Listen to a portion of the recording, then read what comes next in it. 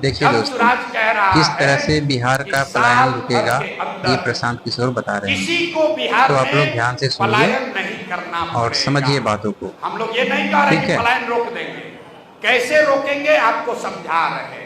पलायन को अगर समझना है तो पहले ये समझिए कि जो पलायन आपको दिखता है ये व्यक्तियों का पलायन है, श्रम का पलायन है, लोगों का पलायन है। जो दो पलायन जो आपको नहीं दिखता है वो है बुद्धि का पलायन और पूंजी का, पैसे का पलायन। बिहार से करीब 50 लाख लोग बाहर गए हैं नौकरी मजदूरी करने, लेकिन आपको ये नहीं पता है कि बिहार से हर साल 2.5 लाख करोड़ रुपया हर साल बिहार के बैंकों के माध्यम से आपका हमारा हर घर से पलायन हो रहा है पैसे का, वो दूसरे राज्य में जा रहा है। अब आप कहिएगा कौन नया शगुफा है। बैंक में आप रुपया रखते हैं, बैंक का धंधा कैसे चलता है? बैंक आपसे पैसा जमा कराता है और फिर जरूरतमंदों को, जिसको बिजनेस करना है, घर बनाना है, गाड़ी खरीदना है, पढ़ाई करना है, खेती करना है, बैंक वाले उसको कर्ज देते हैं, लोन देते हैं। और देश में एक व्यवस्था है इसको जांचने के लिए, जिसको कहते हैं रिजर्व बैंक ऑफ इंडिया इसको जारी करता है, इसको कहता है CD ratio, credit deposit ratio. ये आंकड़ा बताता है कि कितना रुपया लोगों ने बैंक में रखा और बैंक ने कितना पैसा कर्ज के तौर पर समाज को दिया। तो पूरे देश में जो व्यवस्था है इसमें क्रेडिट डिपॉजिट रेशियो है 70%। मतलब पूरे देश के लोगों ने जितना पैसा बैंक में रखा उसका 70% पैसा बैंक वालों ने वापस कर्ज के तौर पर समाज को दिया, रोजी रोजगार के लिए, पढ़ाई के लिए, खेती के लिए, घर के लिए। बिहार में ये सीडी रेशियो है 40%। मतलब आपने हमने अगर 100 रुपया बैंक में रखा तो बैंक वाला सिर्फ 40 रुपया ही कर्ज देता है, बाकी का 60 रुपया कहाँ गया? बाकी का 60 रुपया चला गया गुजरात, महाराष्ट्र, कर्नाटक, तमिलनाडु, केरल। वहां पर सीडी रेशियो कितना है? 90, 95, 100।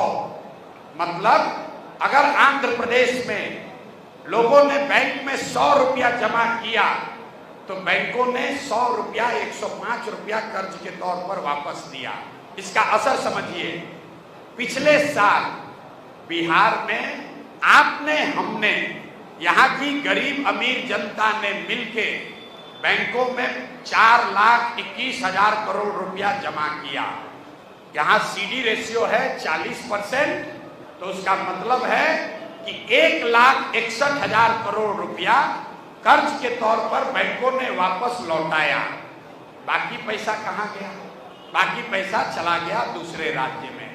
इसको मैं कहता हूं पूंजी का पलायन। 1990 में जब लालू जी मुख्यमंत्री बने तब से लेकर पिछले साल तक बिहार से 26.5 लाख करोड़ रुपया, ध्यान से सुनिए, 26.5 लाख करोड़ रुपया आपका हमारा पैसा बैंकों ने दूसरे राज्य में भेज दिया। तो जन सुराज पहली बात ये कह रहा है कि बिहार में सीडी रेशियो को, क्रेडिट डिपॉजिट रेशियो को सुधार कर राष्ट्रीय औसत के बराबर किया जाएगा। उससे हर साल बिहार में 2 से 2.5 लाख करोड़ रुपया लोगों के पास रोजगार के लिए, कृषि के लिए, घर बनाने के लिए उपलब्ध हो जाएगा।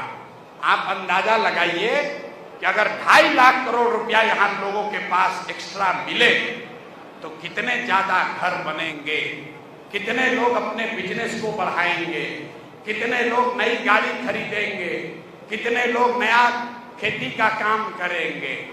अगर फिर भी नहीं समझ में आया कि क्रेडिट का क्या महत्व है तो आप यहाँ जितने लोग आए हैं, आप या तो गाड़ी से आए होंगे, मोटरसाइकिल से आए होंगे। कोई ऐसा आदमी नहीं होगा जिसने गाड़ी और मोटरसाइकिल के लिए बैंक से कर्ज नहीं लिया है। अगर बैंक से लोन न मिले तो अगर 100 गाड़ी है तो घट के 5 गाड़ी हो जाएगा। कर्ज मिल रहा है तो आप गाड़ी खरीद पा रहे हैं। कर्ज मिल रहा है तो आप देख रहे हैं कि बिहार के गांव-गांव में लोग मोटरसाइकिल खरीद लिया है। तो कर्ज की, पूंजी की महत्ता समाज के विकास में बहुत ज्यादा है, जिस पर आज तक बिहार में ध्यान ही नहीं दिया गया। अब आप कहिएगा कि प्रशांत किशोर ही इसकी बात क्यों कर रहे हैं? अरे मेरे भाई, आपको मैं चुनौती दे रहा हूं। जिसको भी आप बिहार में बहुत पढ़ा लिखा समझदार नेता मानते हैं, उसको बुलाइए और उससे पूछिए कि भाई प्रशांत किशोर कह रहे हैं कि रिजर्व बैंक ऑफ इंडिया का आंकड़ा है कि पिछले 30 वर्ष में बिहार से 26 साढ़े 26 लाख करोड़ रुपया का पलायन हुआ है। तो कहेगा कि ये क्या होता है? उसको पता ही नहीं है कि सीडी रेशियो क्या होता है। ऐसा नहीं है कि ये बैंकों की मनमर्जी है। आपके जानकारी के लिए बता दें, देश के स्तर पर इसका इतना महत्व है कि देश के स्तर पर प्रधानमंत्री के चेयरमैनशिप में कमेटी होती है जो इस बात को देखती है कि सीडी रेशियो 70 के नीचे न जाए। राज्य के स्तर पर मुख्यमंत्री के अध्यक्षता में कमेटी होती है, लेकिन जैसे बिहार में यहाँ का सीओ, बीडीओ, टीचर, दरोगा मुख्यमंत्री का बात नहीं मान रहा है, वैसे बैंक वाले भी मुख्यमंत्री की बात नहीं मान रहे हैं। तो रोजगार के लिए जन स्वराज का पहला फॉर्मूला है कि सीडी रेशियो को 6 महीना में सुधारिए और 2 से 2.5 लाख करोड़ रुपया एक्स्ट्रा बिहार के लोगों को उपलब्ध कराइए।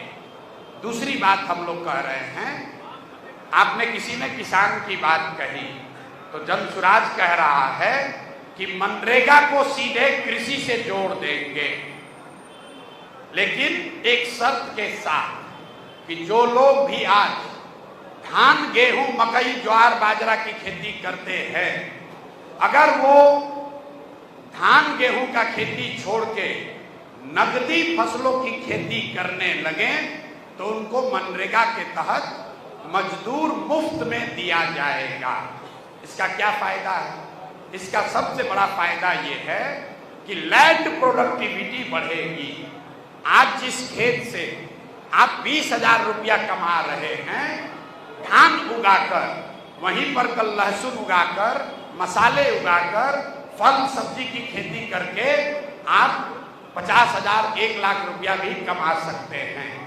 बिहार में कुल 55 लाख हेक्टेयर जमीन है जिसमें खेती हो सकती है। 55 लाख हेक्टेयर, करीब करीब 70 लाख एकड़ जमीन जहां खेती हो सकती है, उसमें सिर्फ 2 लाख हेक्टेयर जमीन ही ऐसा है जहां पर नकदी फसल की खेती होती है। इसीलिए बिहार में खेती खाने का जरिया है, कमाने का जरिया नहीं है। आप गांव देहात में सुनते हैं, लोग कहता है कि रोपनी करने घरे आए हैं, कमाने के लिए लुधियाना जाएंगे। कटिया में लोग घरे आता है, कमाने के लिए सूरत जाएंगे। क्यों? क्योंकि खेती बिहार में खाने का जरिया है, कमाने का जरिया नहीं है। तो खेती को कमाने वाला बनाया जाए, इसके लिए जरूरी है कि बड़े पैमाने पर यहाँ मसालों की, सब्जी की, फलों की, कैश क्रॉप की, नकदी फसलों की खेती हो। वो करने के लिए हम लोग कह रहे हैं कि जितना मजदूर पंजाब हरियाणा जा रहा है, इन सारे लोगों को ये अवसर दे दिया जाएगा कि आप यहाँ पर जो किसान नकदी की खेती करना चाहता है, नकदी फसल की, आप उसके साथ काम कीजिए और मनरेगा का भुगतान लीजिए। इसका फायदा क्या होगा? जितना कृषि आधारित मजदूर है जो हरियाणा पंजाब जा रहा है, वो बिहार में उसको अवसर मिल जाएगा। दूसरा बड़ा फायदा ये होगा कि मनरेगा की चोरी बंद हो जाएगी, क्योंकि जिस किसान को मजदूर दीजिएगा वो किसान उससे काम कराएगा, वो झूठ मूठ का फर्जी काम नहीं करेगा। और तीसरा बड़ी बात, इसको करने में बिहार सरकार का 1 रुपया खर्च नहीं है। मनरेगा का सारा पैसा दिल्ली से मिलता है। पिछले साल मनरेगा में केंद्र सरकार ने जो 100 रुपया बिहार को अलॉट किया, तो हम लोग सिर्फ 40 रुपया ही ले पाए, 60 रुपया दिल्ली में ही सरेंडर कर दिया। तो अगर मनरेगा को कृषि से जोड़ेंगे तो दिल्ली से सारा मनरेगा का पैसा आएगा, और जो मजदूर आज पंजाब में, हरियाणा में खेती में मजदूर कर रहे हैं खेतों में, वो बिहार में खेती मजदूरी करेंगे, और बिहार के जो कृषक हैं, किसान हैं, उनकी आमदनी में आमूल चूल परिवर्तन आएगा। तीसरा और अंतिम बात, रोजगार के लिए हम लोग कह रहे हैं कि जो भी रोजगार करना चाहता है उसको जन सुराज की व्यवस्था बनने के बाद कर्ज पर सिर्फ 4% ब्याज लगेगा, 4 रुपया सालाना ब्याज लगेगा। ये क्यों कह रहे हैं? बिहार में समाज में कर्ज लेकर बिजनेस व्यापार करने की प्रवृत्ति नहीं है। यहाँ पर लोग, अगर सामाजिक अध्ययन आप करेंगे तो आपको पता चलेगा कि यहाँ पर ज्यादातर लोग बैंक से कर्ज 3 बात के लिए लेते हैं: अपने बेटी के शादी के लिए, घर बनाने के लिए, और अपने लड़कों को पढ़ाने के लिए। बिजनेस व्यापार के लिए लोग लोन नहीं लेना चाहता है ज्यादातर आदमी। क्यों? क्योंकि यहाँ सामाजिक बनावट ऐसी है कि यहाँ पर समाज में लोग मूलधन से ज्यादा ब्याज से डरता है।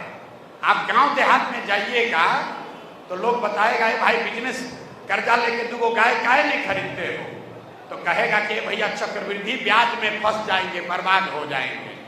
क्योंकि सालों साल से यहाँ ब्याज का दर सूदखोरी रही है।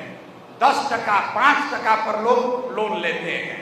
एक बार लोन ले लिया तो जीवन भर उसका सूद भरता रहता है। इसलिए लोग मजदूरी करना चाहते हैं, कर्ज लेकर बिजनेस व्यापार नहीं करना चाहते।